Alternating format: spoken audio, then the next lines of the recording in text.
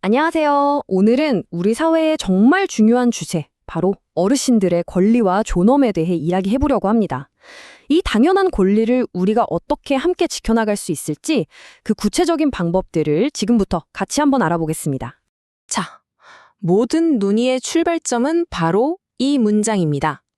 시설 생활 노인들이 존엄한 존재로 존경받고 건강하고 안정된 노후 생활을 영위할 수 있도록 한다. 이게 바로 우리가 나아가야 할 방향을 명확하게 보여주는 하나의 나침판 같은 역할을 하는 거죠. 그렇다면 노인 인권이라는 게 정확히 뭘 의미하는 걸까요? 어떤 이야기를 하기에 앞서서 가장 기본적인 개념부터 확실하게 짚고 넘어가야겠죠? 핵심은 이거예요.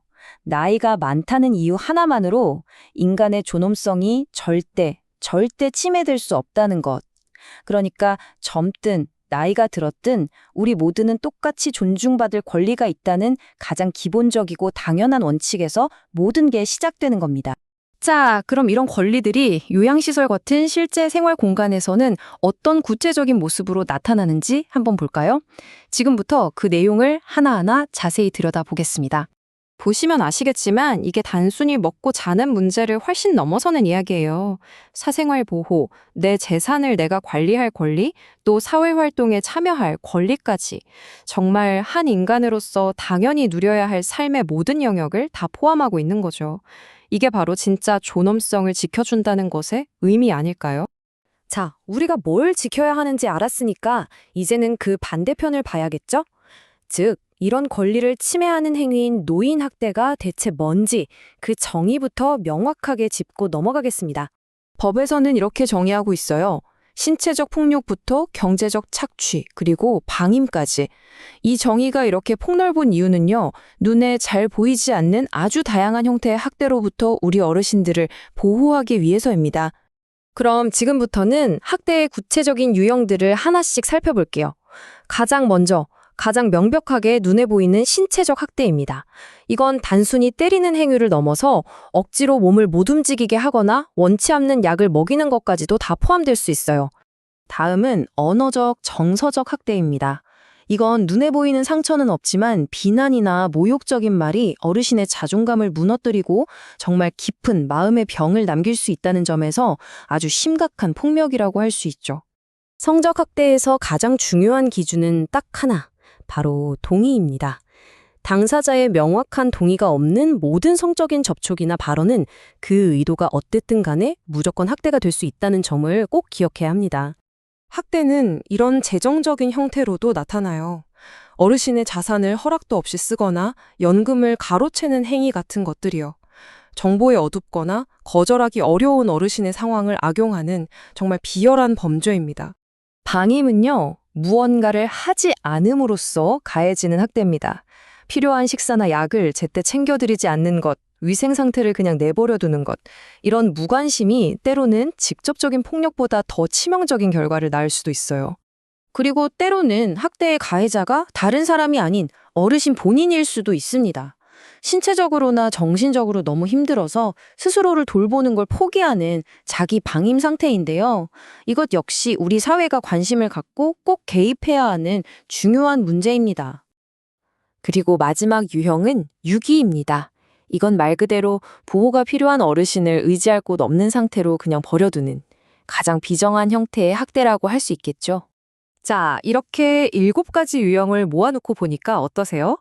노인학대라는 게 정말 다양한 얼굴을 하고 있다는 게 한눈에 보이죠. 신체적인 것부터 보이지 않는 정서적, 재정적 학대까지 우리는 이 모든 신호에 주의를 기울여야 합니다. 학대의 유형을 아는 것도 중요하지만 사실 더 중요한 건 이런 일이 아예 일어나지 않도록 막는 거겠죠. 이제 가장 핵심적인 부분, 바로 예방에 대해 이야기해 보겠습니다. 학대 예방은 절대 어느 한쪽의 노력만으로는 불가능해요. 시설 종사자 개개인의 존중하는 태도와 기관 차원의 체계적인 교육과 규칙, 이 두 가지가 마치 톱니바퀴처럼 딱 맞물려 돌아갈 때 비로소 안전한 환경이 만들어질 수 있는 겁니다. 하지만 예방 노력에도 불구하고 학대가 의심되는 상황을 발견했다면 어떻게 해야 할까요? 이제는 아는 것을 넘어서 행동으로 옮기는 방법을 알아볼 차례입니다. 여기서 가장 중요한 점, 누가 신고해야 하느냐는 건데요. 정답은 바로 우리 모두입니다. 꼭 의료인이나 사회복지사가 아니더라도 이웃, 가족, 심지어 우연히 목격한 누구라도 신고의 주체가 될 수 있습니다. 우리 모두가 서로를 위한 감시자가 되어야 하는 거죠. 대응 방법은 복잡하지 않습니다. 의심의 징후를 인지하고 가능한 한 우체적으로 기록하며 마지막으로 망설이지 말고 전문가에게 신고하는 것. 이 세 단계만 기억하시면 됩니다. 도움이 필요할 때 가장 먼저 기억해야 할 번호 1577-1389입니다. 1년 365일 24시간 언제든 전문가와 연결될 수 있는 정말 생명선과도 같은 번호예요. 또는 보건복지콜센터인 129번도 있습니다. 노인학대뿐만 아니라 다양한 복지 문제에 대한 상담과 신고가 가능한 통합 창구라고 생각하시면 편합니다. 그리고 가장 중요한 점을 꼭 기억하세요. 신고자의 신원은 법적으로 철저히 비밀이 보장됩니다. 혹시 모를 불이익에 대한 걱정은 내려놓고 오직 어르신의 안전을 위해 용기를 내셔도 괜찮습니다. 오늘 우리는 권리의 정의부터 학대의 유형, 그리고 신고 방법까지 알아봤습니다. 하지만 이 모든 제도는 결국 우리의 관심이 없다면 제대로 작동하기 어렵습니다. 그래서 마지막으로 이 질문을 던집니다. 어르신들의 존엄을 지키기 위해 우리 사회는, 그리고 바로 나는 무엇을 할 수 있을까요? 이것이 오늘 우리 모두에게 주어진 숙제입니다.